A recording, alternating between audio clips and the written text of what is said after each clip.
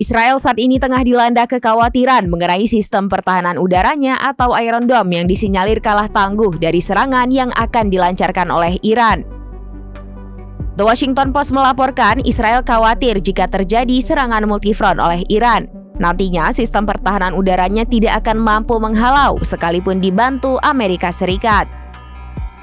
Peningkatan kekhawatiran tersebut terjadi di garis pertahanan terpenting Israel, yakni koalisi Arab pimpinan Amerika Serikat yang berperan penting dalam menggagalkan serangan Iran sebelumnya.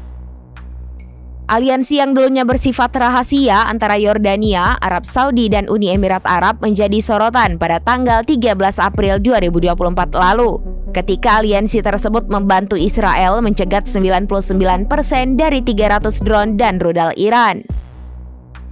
Namun di sisi lain Yordania dan Arab Saudi secara terbuka menentang pengubahan wilayah udara mereka menjadi zona pertempuran. Sementara Mesir menolak bergabung dengan poros militer apapun melawan Iran.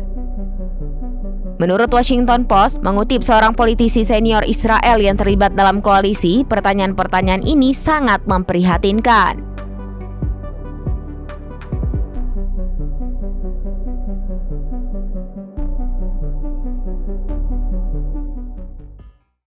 Download Tribun X sekarang, menghadirkan lokal menjadi Indonesia.